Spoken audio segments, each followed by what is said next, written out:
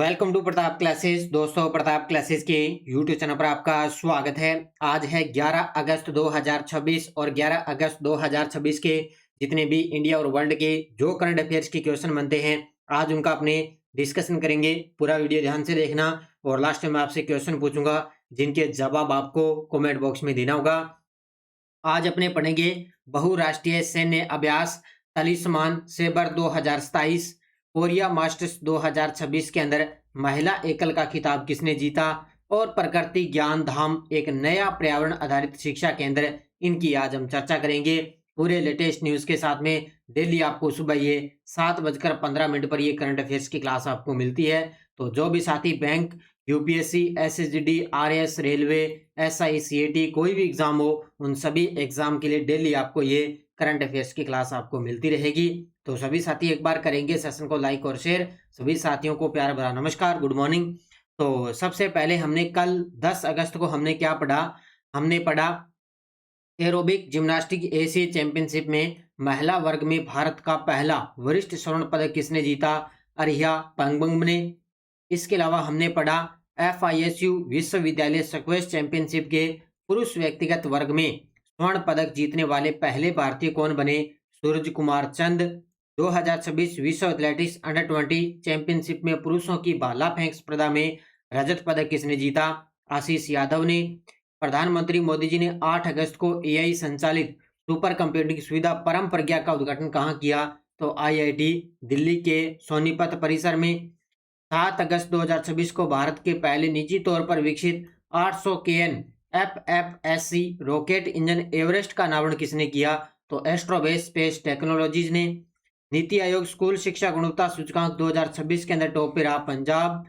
Navigation प्रदर्शन श्रेणी H उपग्रह निर्देशित हेलीकॉप्टर अप्रोच प्रक्रिया को सफलतापूर्वक लागू करने वाला भारत का पहला हवाई अड्डा बना HAL एयरपोर्ट बेंगलुरु। दिसंबर 2026 के अंत तक एक्स बैंड डॉपलर मौसम रडार कहां स्थापित किया जाएगा?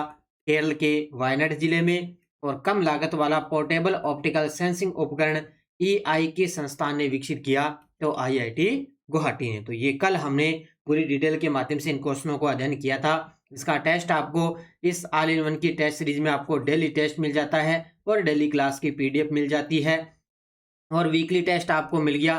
तो जो संडे के दिन आपको वीकली क्लास मिली थी उसका वीकली कल आपको टेस्ट मिल गया और मंथली टेस्ट मिलता है और मंथली PDF आपको उपलब्ध हो जाती है। और जल्द ही SI के लिए बुक आ रही है। अभी एग्जाम होगा ना SI का अगले महीने, तो उसके लिए बुक आ रही है। इंडिया, वर्ल्ड और राजस्थान तीनों का करंट अफेयर्स उसके अंदर होगा और बहुत जल्दी आपको लगभग 14 से 15 अगस्त तक आपको बुक बाजार के अंदर मिल जाएगी। ठीक है, तो अब करते हैं स्टार्ट आज की क्लास। जितने भी साथी लाइव जुड़ चुके हैं एक बार सेशन को करेंगे लाइक और शेयर। पहला क्वेश्चन आपके सामने, बहुराष्ट्रीय सैन्य अभ्यास तलिस्मान सेबर 2027 का आयोजन ऑस्ट्रेलिया द्वारा कब किया जा रहा है? यानी कि सीधी सी बात है, एक बहुराष्ट्रीय सैन्य अभ्यास आ गया नाम, तो सीधी सी बात है एक बहुत बड़ा अभ्यास है ये। तो तलिस्मान सेबर 2027 इसका आयोजन ऑस्ट्रेलिया के अंदर हो रहा है। तो ये कब से स्टार्ट हुआ? तो ये 9 से स्टार्ट हो चुका है और 22 अगस्त 2027 तक ये चलेगा। ठीक है, यानी कि ये अगले वर्ष ही होगा। कब होगा? अगले वर्ष होगा। यानी कि तलिस्मान सेबर 2027 का आयोजन ऑस्ट्रेलिया के अंदर कब किया जाएगा? तो 9 अगस्त को ये स्टार्ट होगा और 22 अगस्त 2027 तक ये चलेगा। तो ये बिल्कुल सही है, 9 से लेकर 22 अगस्त 2027 तक, यानी कि अगले वर्ष इस अभ्यास का आयोजन होगा।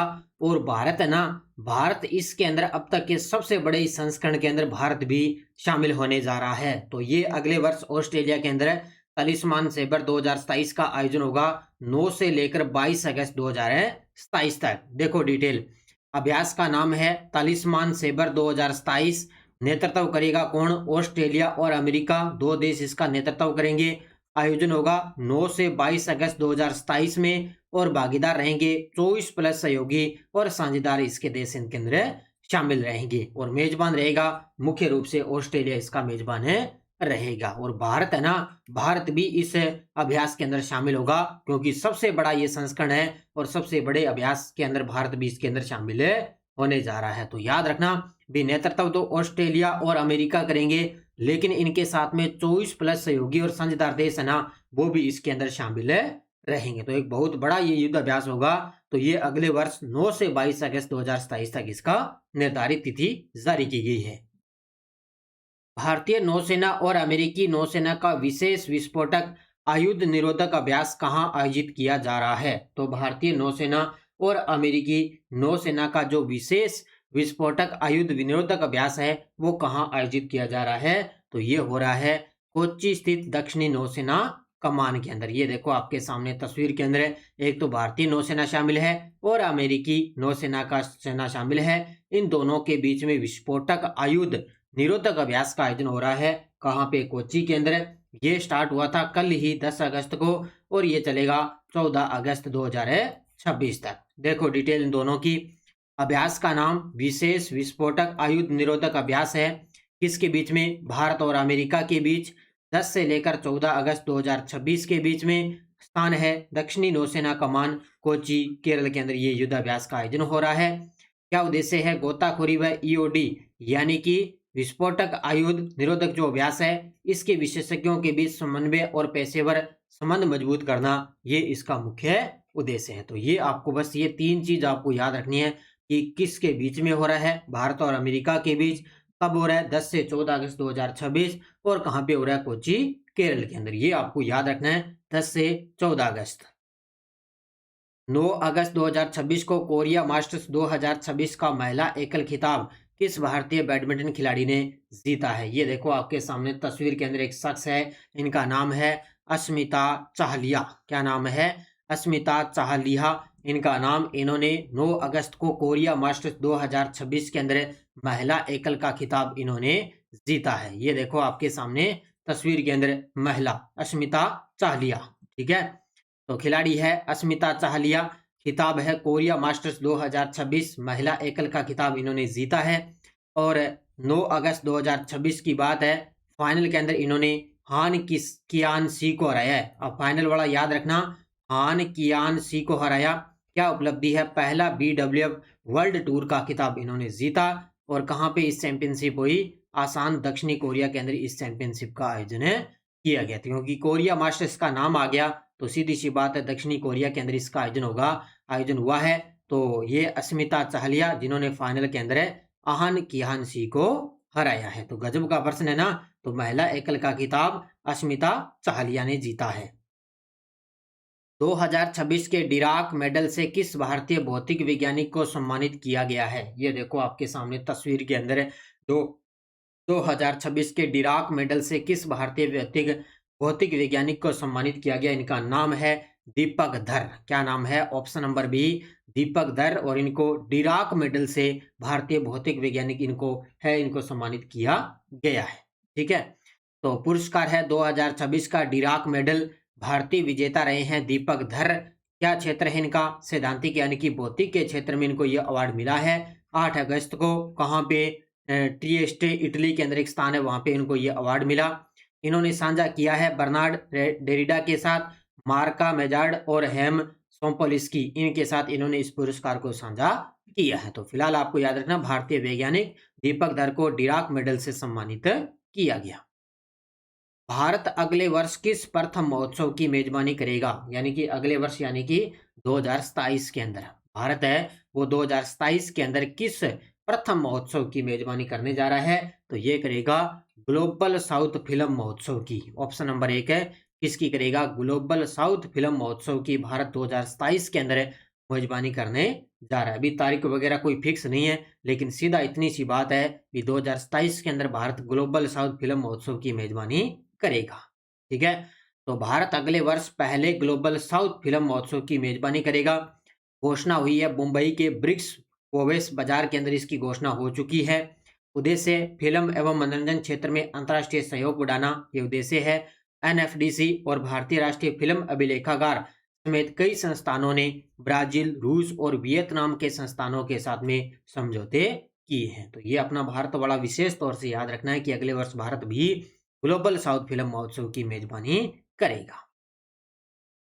प्रकृति ज्ञान धाम कहाँ स्थित नया पर्यावरण आधारित शिक्षा केंद्र है? ये देखो आपके सामने तस्वीर के अंदर, यानी कि प्रकृति जो ज्ञान धाम है ना, वो एक नया पर्यावरण आधारित शिक्षा केंद्र है और इसका हाल ही में उद्घाटन किया जा चुका है। तो उद्घाटन हुआ कहाँ पे? लखनऊ के अंदर। कहाँ पे उद्घाटन हुआ है? यानी कि प्रकृति ज्ञान धाम है वो लखनऊ के अंदर स्थित है और एक नया पर्यावरण आधारित एक शिक्षा केंद्र है। और हमारे जो डॉक्टर जितेंद्र सिंह जो अपने विज्ञान और प्रौद्योगिकी मंत्री है, उन्होंने इस प्रकृति ज्ञान धाम का उद्घाटन किया है। कहाँ पे? लखनऊ के अंदर। देखो डिटेल, केंद्र कौन सा है? प्रकृति ज्ञान धाम। कहाँ पे है? लखनऊ उत्तर प्रदेश के अंदर। किसने विकसित किया? CSIR और राष्ट्रीय वनस्पति अनुसंधान संस्थान द्वारा इसका विकास किया गया। उद्घाटन किया है डॉक्टर जितेंद्र सिंह ने। उद्देश्य है वैज्ञानिक अनुसंधान, जैव विविधता संरक्षण और पर्यावरण शिक्षण को बढ़ावा देना, ये इसका मुख्य टारगेट है। तो ये आपको याद रखना है। सीधा ये प्रश्न आएगा कि प्रकृति ज्ञान धाम की केंद्र शिक्षा केंद्र कहाँ पे है? लखनऊ के अंदर। 31 जुलाई 2026 तक भारत ने जीवाश्म ईंधन आधारित बिजली उत्पादन क्षमता को कितने से अधिक तक पहुंचाया है? 31 जुलाई 2026 तक के आंकड़े आ चुके हैं। तो भारत ने जीवाश्म ईंधन आधारित बिजली उत्पादन क्षमता को कितने मेगावाट तक बढ़ा दिया? तो ये 300 मेगावाट। कितना बढ़ाया है? 300 मेगावाट। ठीक है। तो टोटल देखें, कुल गैर जीवाश्म ऊर्जा क्षमता हो चुकी है 300.50 गीगावाट हो चुकी है।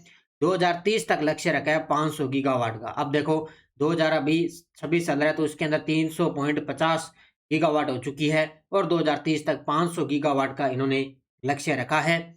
इसमें से सौर ऊर्जा का देखें तो 164.59 गीगावाट, पवन ऊर्जा का देखें तो 58 गीगावाट, जल विद्युत है 57 गीगावाट, जैव ऊर्जा है 11.75 गीगावाट और परमाणु ऊर्जा है 8.78 गीगावाट। तो सीधी सी बात है, सबसे बड़ा योगदान है सौर ऊर्जा का और प्रकृति की 500 गीगावाट लक्ष्य का 60% से अधिक हासिल किया है। किसने? सौर ऊर्जा ने। और सबसे ज्यादा सौर ऊर्जा आपको पता है राजस्थान से संबंधित मानी जाती है, क्योंकि राजस्थान से मिल रही है सौर ऊर्जा, प्लेटें वगैरह लग रही है। तो उसी के अकॉर्डिंग अब सबसे ज्यादा योगदान सौर ऊर्जा का रहा है। तो टोटल होगी 300.50 गीगावाट और टारगेट रखा है 2030 तक 500 गीगावाट करना।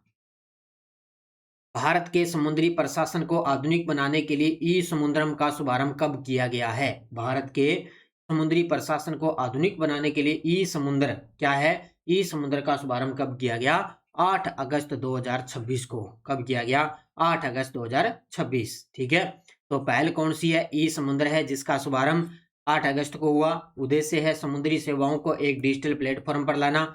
लाभार्थी है नाविक, शिपिंग कंपनियां, बंदरगाह व अन्य हितधारक इसके अंदर शामिल है।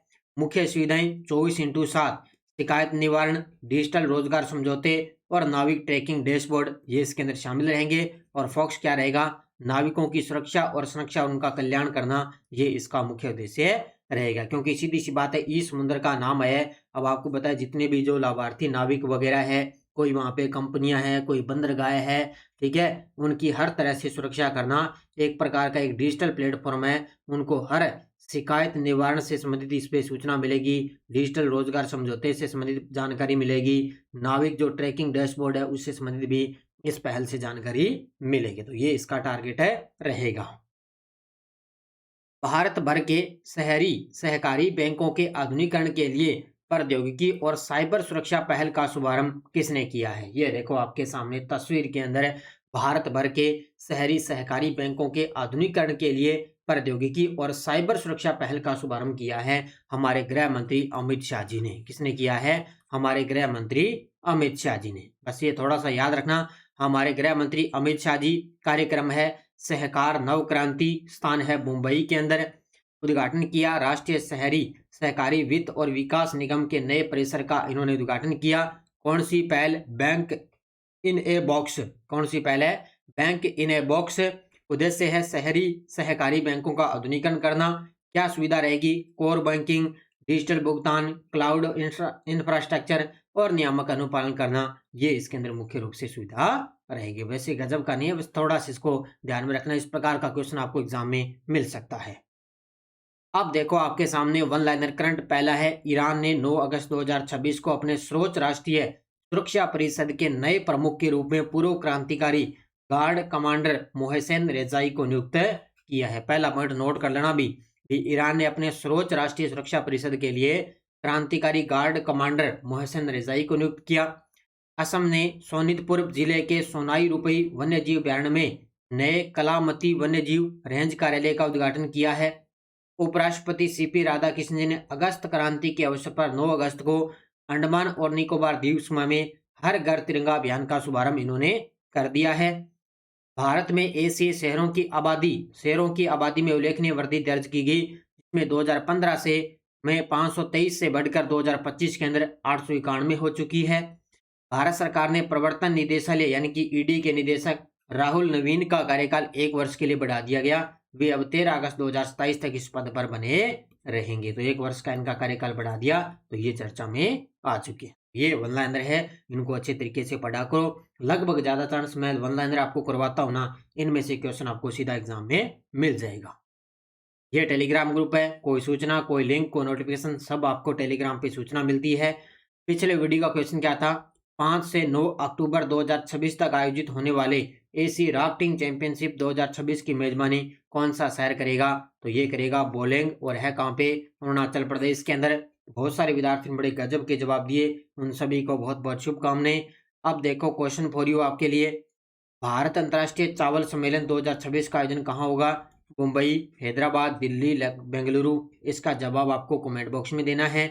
और स्थानीय पवने और राज्य बताने थे। काल बैसाखी या नार्वेस्टर कहाँ चलती है? पश्चिम बंगाल और असम में। मानसून पूर्व ये तूफान या हवाएं चलती है। अमर बौछार तमिलनाडु और आंध्र प्रदेश में प्री मानसून वर्षा होती है, उसको क्या बोलते हैं? अमर बौछार। फूलों वाली बौछार कर्नाटक में फूलों के मौसम में वर्षा होती है।